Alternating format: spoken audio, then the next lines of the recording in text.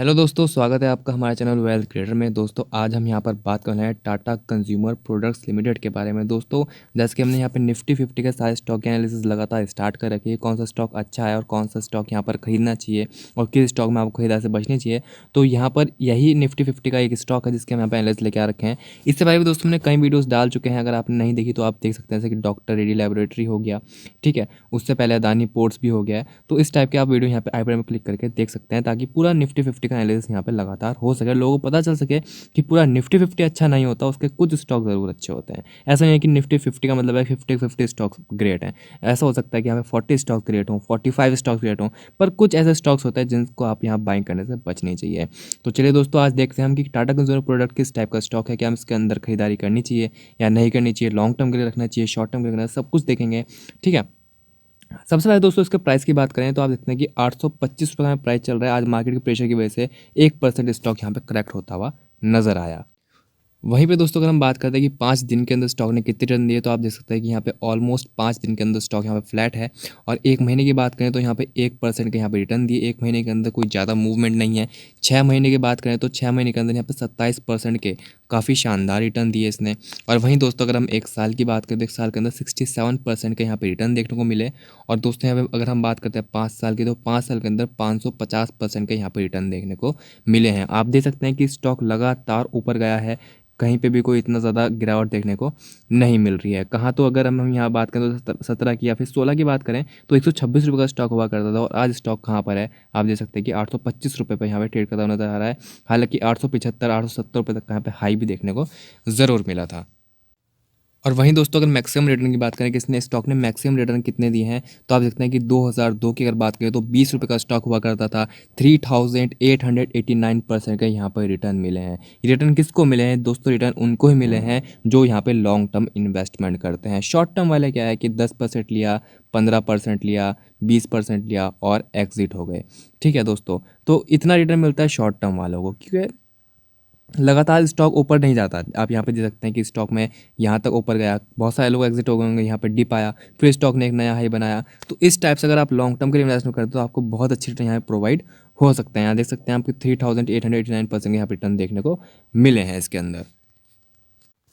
इसके बाद दोस्तों अगर हम बात करें कि यहाँ पर टाटा कंज्यूमर प्रोडक्ट लिमिटेड जो है, कि यहाँ पर इसका मेनली काम क्या है, इसका जो बिज़नेस आ रहा है, यानी कि इसका जो पैसा आ रहा है, रेवेन्यू जनरेट हो रहा है, वो कहाँ से जनरेट हो रहा है। तो आप यहाँ पे दे सकते हैं कि इसका ब्रांडेड टी बिज़नेस है। ठीक है, टाटा का जो टी बिज़नेस है वही सबसे बड़ा बिज़नेस है, उससे 51% का यहाँ पे रेवेन्यू जनरेट होता है। ठीक है ना, जैसे कि टाटा टी जो आपने देखा ही होगा, नाम ज़रूर सुने होंगे कि टाटा की चाय पत्ती वगैरह बोल सकते हैं आप, है ना। तो काफ़ी इसकी यहाँ पर बड़ी ब्रांड है। 51% रेवेन्यू वहाँ से जनरेट होता है। जैसे आप देखते हैं टेटली, ठीक है, ये भी इसने ओन करी है, हालांकि बाहर की कंपनी है। उसी के साथ आप देखते हैं यहाँ पे फूड बिजनेस से यहाँ पे 21% रेवेन्यू जनरेट होता है, जिसमें यहाँ पे दाल, पल्स, बेसन, स्पाइसेस वगैरह आता है। ठीक है, उसके बाद 11% जो रेवेन्यू है वो कॉफ़ी के बिजनेस से यहाँ पे जनरेट होता है। और उसी के साथ दोस्तों यहाँ पे टाटा का स्टारबक्स भी है। ठीक है, टाटा का स्टारबक्स यहाँ पे इसकी ब्रांड है, जो कि यहाँ पे अमेरिका में एंड इंडिया में यहाँ पे प्रेजेंस है जिसकी। इसके बाद दोस्तों बात करें कि यहाँ पर कंपनी कितनी बड़ी है, तो आप देखते हैं कि यहाँ पे लार्ज कैप कंपनी है। 76,199 करोड़ की मार्केट कैप है। ठीक है, इसने हाई यहाँ पे करंट प्राइस चल रहा है 827 का, हाई लगाया था 889 का और लो लगाया था 488 का। तो यानी कि अपने हाई के आसपास ही ट्रेड करता हुआ नजर आ रहा है, कोई बहुत ज़्यादा यहाँ पे करेक्शन देखने को नहीं मिला है। स्टॉक के पी की बात करें तो 98.3 का हो रखा है। ROC की बात करें तो 8.85 की है, ROE 6.13 की है, बुक वैल्यू 158 रुपीज़ की है, डिविडेंड 0.49% की है, फेस वैल्यू यहाँ पे दोस्तों 1 रुपीज़ की है। दोस्तों अगर आप यहाँ पे ध्यान देंगे तो स्टॉक का जो पी हो रखा है 98.3 का हो रखा है, तो उसको चेक करना बहुत ज़रूरी है कि ओवर वैल्यूड है, अंडर वैल्यूड है। तो जब हमने यहाँ पे 5 साल का इसका पी रेशो चेक किया, इसका मीडियन पी निकल के आता है 34.8 का, यानी कि इसका जो पी रेशो है वो 34 के आसपास होना चाहिए। चाहे तो 36, 37 या फिर 34 से भी नीचे चला जाए तो अंडर वैल्यूड हो जाएगा स्टॉक। लेकिन यहाँ पे इसका स्टॉक का पी चल रहा है 98.3, तो यानी कि स्टॉक यहाँ पे डेफिनेटली महंगा ज़रूर हो रखा है। उसी के साथ दोस्तों जो ROC है वो यहाँ पे 8% है। तो दोस्तों आरओसी कम से कम यहाँ पे 20% अबव होनी चाहिए, और 30% अगर मिल जाए तो वो सोने पे सुहागा होती है, काफ़ी अच्छी कंपनी होती है। जैसे कि दोस्तों आपने देखा कि हिंदुस्तान यूनिलीवर की अगर मैं यहाँ बात करता हूँ तो वो भी इसी टाइप के प्रोडक्ट्स यहाँ पे, जो ब्यूटी प्रोडक्ट्स बोल सकते हो या फिर यहाँ पर और एफएमसीजी प्रोडक्ट्स बोल सकते हो यहाँ पे बनाती है। तो उसकी आरओसी भी 29-30 के अप्रॉक्सीमेटली है। ब्रिटानिया की बात करें तो 45 के अप्रॉक्सीमेटली है। ठीक है, तो उससे अगर हम कंपेयर करें तो यहाँ पे आरओसी जो है काफ़ी कम दिखाई दे रही है, 8.85% की है। तो यहाँ पे दो चीज़ तो हो जाती है कि आरओसी बहुत कम है, आरओई बहुत कम है, और साथ में स्टॉक का पी भी काफ़ी हाई हो रखा है as compare to median P ratio. साथ में दोस्तों डिविडेंड यील्ड 1% अबव होनी चाहिए तो बहुत अच्छी कंपनी हो जाती है। ठीक है, साथ में यहाँ पे डिविडेंड यील्ड भी 1% डाउन है। ठीक है, 1% से कम है। तो यानी कि यहाँ पर जो उसके नंबर्स दिखाई दे रहे हैं उसमें थोड़ी सी यहाँ पर कमी ज़रूर दिखाई दे रही है। यानी कि आप बोल सकते हो कि मेरे पैरामीटर्स पर यहाँ पर टाटा कंज्यूमर प्रोडक्ट खरा नहीं उतरता है। उसी के साथ अगर हम बात करते हैं कि कंपनी का जो कामकाज है वो किस टाइप का है। ठीक है, यहाँ पे इसका ईयर ऑन ईयर देखेंगे, क्योंकि हम यहाँ पे लॉन्ग टर्म की बात कर रहे हैं, क्योंकि कोई भी स्टॉक उसको लॉन्ग टर्म के लिए होल्ड करना है। ठीक है, 2010 की बात करें तो 5,783 करोड़ का यहाँ पे सेल्स करी थी कंपनी ने, जो कि यहाँ पे 12,148 करोड़ की हो रखी है। तो यानी कि आप देखते हैं कि यहाँ पे लगभग दुगनी से ज़्यादा सेल हुई है पिछले 10 सालों के अंदर। उसी के साथ अगर हम यहाँ बात करते हैं इसके प्रॉफिट की, तो देखते हैं 390 करोड़ के प्रॉफिट से कंपनी का जो प्रॉफिट हो रखा है 725 करोड़ का रखा है। तो आप बोल सकते हो पिछले 10 सालों में कंपनी की सेल डबल हुई है और प्रॉफिट भी कंपनी का जो है वो डबल हुआ है। तो कोई बहुत ज़्यादा यहाँ पर आप बोल सकते हो कि बहुत ज़्यादा 10 सालों में कोई ग्रोथ नहीं है।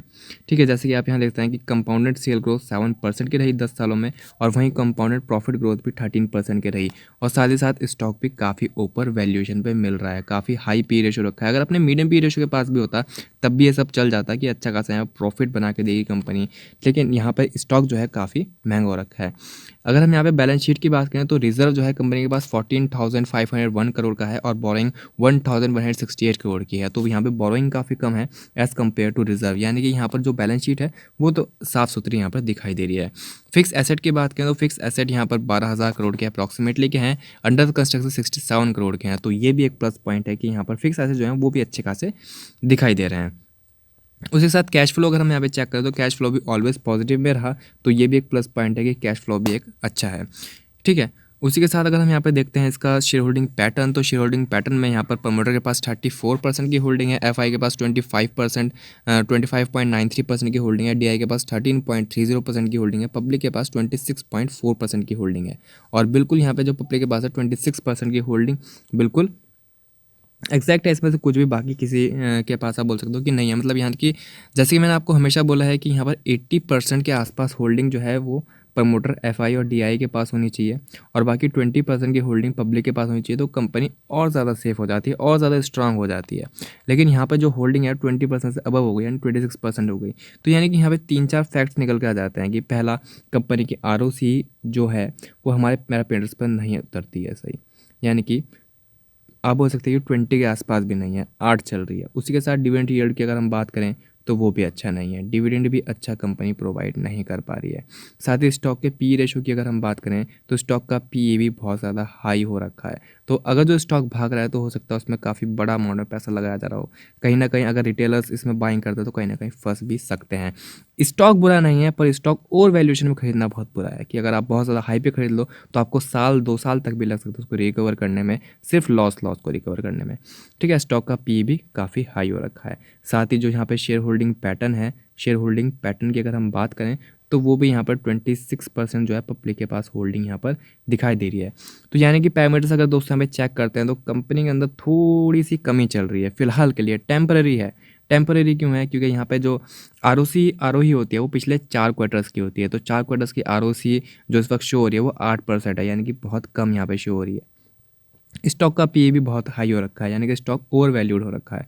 तो ये दोनों चीज़ें यहाँ पर बहुत ज़्यादा मैटर करती हैं। तो थोड़ा सा स्टॉक पे अभी होल्ड लगाएं, या फिर इस स्टॉक को एक साइड वॉच लिस्ट में डालें कि भाई टाटा कंज्यूमर को बाद में लेंगे, बाद में देखेंगे। ठीक है, अब थोड़ा सा इसके टेक्निकल्स भी देख लेते हैं किस टाइप के शो हो रहे हैं। इसी के साथ दोस्तों मैं यहाँ पे चार्ट पर, और जिसमें करंट प्राइस चल रहा है 825 का। यहाँ पे 50 डे मूविंग एवरेज की बात करें तो जो ग्रीन लाइन जा रही है ये वाली, ये इसकी 50 डे मूविंग एवरेज तो 839 का आता है, यानी कि मैंने 50 डे मूविंग एवरेज का यहाँ पर रेजिस्टेंस की तरह आप बोल सकते हो यहाँ पे फेस कर रहा है। आप देखते हो जो लास्ट कैंडल बनी है 52 मूविंग एवरेज को उल्टा यहाँ पे टच करती हुई दिखाई दे रही है, जैसे कि आप यहाँ पे देख पा रहे हैं। अगर मैं इसके हाई की बात करूँ, स्टॉक यहाँ पे हाई कितना गया था, कहाँ पे गया था, तो आप देखते हैं कि स्टॉक का जो हाई बना था 890 रुपये के अप्रॉक्सीमेटली का बना था और स्टॉक इस वक्त 825 रुपये के आसपास ट्रेड करता हुआ नजर आ रहा है। अगर इसके हम 200 मूविंग एवरेज की बात करें कि 200 में कितना निकल के आता है, तो देख सकते हैं यहाँ पे 727 का निकल के आता है, 727 रुपये का इसका जो रेड लाइन है इसका 200 मूविंग एवरेज है, 1 डे की कैंडल लगी हुई है। दोस्तों लॉन्ग टर्म में अगर आपने होल्ड करना है किसी स्टॉक को, तो उसके 200 मूविंग एवरेज के आसपास अगर आप बाइंग करते हैं तो बहुत ही अच्छा स्टॉक यहाँ पर माना जाता है कि यहाँ पे बहुत ही अच्छा प्राइस रहता है। ठीक है, तो आप देखते हैं कि यहाँ पे 1 डे की कैंडल के अंदर स्टॉक जो है अपने 200 एवरेज के काफ़ी ऊपर ट्रेड करता नजर आ रहा है और साथ ही 50 मूविंग एवरेज के आसपास ट्रेड करता हुआ यहाँ पर स्टॉक आपको नजर आ रहा है। अगर मैं यहाँ पे बात करता हूँ मनी फ्लो की, तो वो भी 32 का रखा है, यानी कि स्टॉक अपने ओवरसोल्ड कैटेगरी के आसपास यहाँ पे दिखाई दे रहा है। अगर दोस्तों यहाँ पे सपोर्ट की बात करें कि स्टॉक का जो सपोर्ट निकल के आता है वो क्या निकल के आता है, तो आप देख सकते हैं कि स्टॉक का जो रिसेंटली सपोर्ट बना वो काफ़ी स्ट्रांग बना है, यानी कि 773 के अप्रॉक्सीमेटली का स्टॉक का यहाँ पर सपोर्ट बना है। ठीक है, और फिलहाल स्टॉक यहाँ चल रहा है 825 का। तो अगर आप यहाँ पे इसकी सपोर्ट पे अपना GTT ऑर्डर लगा देते हैं 775 के अप्रॉक्सीमेटली का, ठीक है, तो यहाँ पे आपको सही प्राइस थोड़ा सा मिल सकता है। लेकिन मैं आपको बता दूँ कभी भी लमसम अमाउंट इन्वेस्ट मत करना, हमेशा अगर इन्वेस्टमेंट करनी है बाय ऑन डिप करना, कि थोड़ी अमाउंट यहाँ पे खरीदना, क्योंकि जो सही बाइंग होगी लॉन्ग टर्म के लिए वो 200 मूविंग एवरेज के आसपास ही होगी, जो कि 727 का है। तो मैं आपको यही कहना चाहूँगा कि एक तो बाइंग आप यहाँ पे कर सकते हैं, ठीक है, 775 रुपये के अप्रॉक्सीमेटली पे, और दूसरी बाइंग यहाँ पे कर सकते हैं 727 रुपये के अप्रॉक्सीमेटली पे, यानी कि 725 रुपये का आप यहाँ पे मान सकते हैं कि 50 रुपये का कम से कम गैप होना चाहिए, यानी कि 775, 775 और 725, ये दोनों इसके बाइंग के प्राइस हैं। आप यहाँ पे बाय कर सकते हैं इसको, वो भी लॉन्ग टर्म के लिए, तो आपको बहुत ही अच्छी वैल्यूएशन यहाँ पे देखने को मिल जाएगी। अब मैं आपको क्यों बोल रहा हूँ कि आपको 200 मूविंग के आसपास बाइंग करनी चाहिए, तो आप यहाँ पे देखिए, मैं आपको दिखा देता हूँ कि जब यहाँ पे स्टॉक ने अपने 200 मूविंग को टच किया था, इससे पहले भी आप देख सकते हैं कि यहाँ पे अपने 200 मूविंग को यहाँ पे स्टॉक ने टच किया, और उसके बाद जो रैली बनाई है वो क्या ज़बरदस्त रैली है, वो उसी ने एंजॉय करी जो यहाँ पे लॉन्ग टर्म इन्वेस्टर है। ठीक है, तो फिलहाल यहाँ पे स्टॉक जो है ओवर वैल्यूड भी हो रखा है, स्टॉक का पी रेशो भी काफ़ी ज़्यादा हो रखा है। ठीक है, और अपने 200 मूविंग के ऊपर भी यहाँ पे ट्रेड करता हुआ नजर आ रहा है। अपने 200 मूविंग के आसपास जैसे ही आएगा आप यहाँ पे बाइंग कर सकते हो। जैसे मान लीजिए आपने 10 क्वांटिटी बाय करनी है, तो 5 आप 775 बाय कीजिए और 5 आप 725 पे बाय कीजिए, बहुत ही अच्छा बाइंग प्राइस रहेगा। और उसके बाद इसको लॉन्ग टर्म के लिए होल्ड कर देना, ठीक है, तो आपको यहाँ पे अच्छा खासा रिटर्न देखने को मिल जाएगा। ये मैं आपको दोस्तों बता दूँ कि अगर आपको टाटा कंज्यूमर को बहुत ज़्यादा पसंद करते हैं, क्योंकि अगर आपको लगता है कि टाटा कंज्यूमर बहुत अच्छा है, क्योंकि टाटा के प्रोडक्ट्स आपने यूज़ भी करे हैं, टाटा सॉल्ट हो गया या फिर टाटा के और भी काफ़ी सारे प्रोडक्ट्स आते हैं, तो टाटा कंज्यूमर अगर आपको अच्छा लगता है तो आप यहाँ पे बाइंग कर सकते हैं। तो दोस्तों मैं फिलहाल आपको ये बता दूं कि देखो स्टॉक को आप यहाँ पे जैसे आप दो जगह बाइंग करेंगे, एक प्राइस मैंने आपको 775 का, दूसरा 725 का बताया है। ठीक है, तो मैं आपको ये कहना चाहूँगा कि अगर आप इससे ज़्यादा बेहतर है, यानी कि आप उसको इससे ज़्यादा बेहतर है, या फिर आप बोल सकते हो इससे ज़्यादा बेटर है कि अगर आप यहाँ पे HUL को बाइंग कर लें। मैंने HUL के ऊपर वीडियो बनाई है, आप HUL की वीडियो ऊपर आई बटन पे क्लिक करके देख सकते हैं। क्योंकि HUL का क्या है कि HUL का जो पी रेशो है वो काफ़ी सस्ता हो रखा है, स्टॉक काफ़ी सस्ता हो रखा है इस वक्त। ठीक है, पहली बात तो ये हो गई। दूसरा, स्टॉक का जो ROC है HUL का वो 30% के अप्रॉक्सीमेटली का है। ठीक है, HUL का रिजर्व हो और चाहे यहाँ पे सेल्स हो और चाहे यहाँ पे प्रॉफिट हो, वो कई गुना बढ़ता हुआ नजर आया as compare to Tata consumer, और दोनों का काम आसपास FMCG का ही है, आप यहाँ पे ये बोल सकते हैं। तो मैं आपको रिकमेंड करूँगा, या फिर ऐसा बोल सकता हूँ कि मैं आपको बताना चाहूँगा कि HUL is better than Tata consumer.